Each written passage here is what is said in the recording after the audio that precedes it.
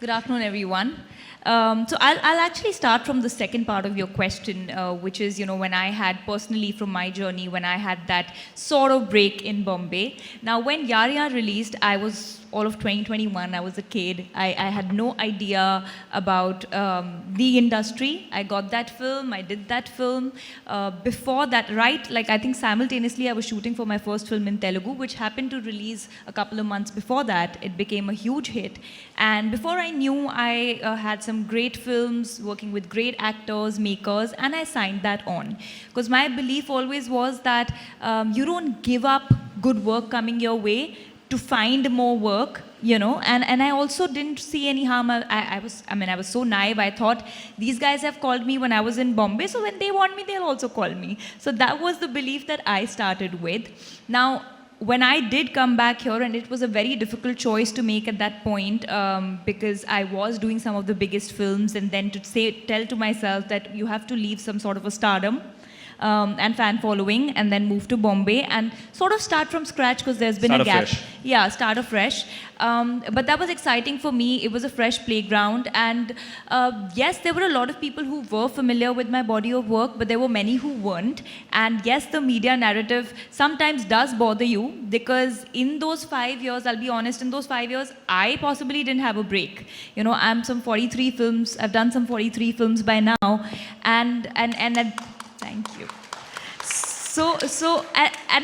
To them, I couldn't say anything. How do you can't pull up everyone and tell them, hey, I wasn't sitting free, but this is how my journey was possibly working designed. more than ever. Yeah, and possibly it was designed, and I'm so grateful that it happened this way, because I had learned, I had grown to know myself, my craft, learn about the industry, have more experience, and be prepared for Bombay, which is a much more competitive space. So by the time I came here, because during Yaar Yaar, I was really young and naive, and I didn't know anything.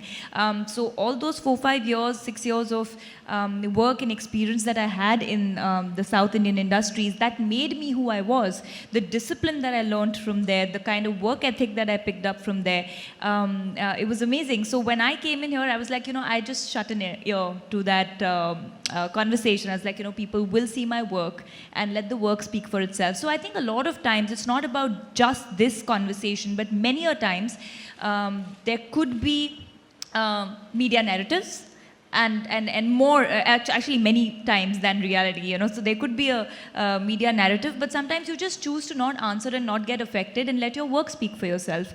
And I think that's what I did at that point. And coming to the gender pay parity, disparity, this is a very difficult. There's no one answer to this, actually, and I have a very different opinion on it. I feel when Priyanka Chopra said what she said, she has become a global icon. She is someone who has the ability to pull stars to theaters. So I feel what really needs to happen is that your pay needs to be decided on how much crowd you're truly pulling to the theaters, as opposed to what gender you are. Wonderful. I think that's more important, because when we stop questioning and having these questions and conversations about pay parity based on man or woman, then the scenario will change. I think what's important is, are you creating good content? Is the audience excited to see your film? Whether you are a male actor or a female actor or a character actor, whoever, if you are attracting audiences, you should be paid, and there needs to be some sort of a proportional math to that, but not on the basis of gender.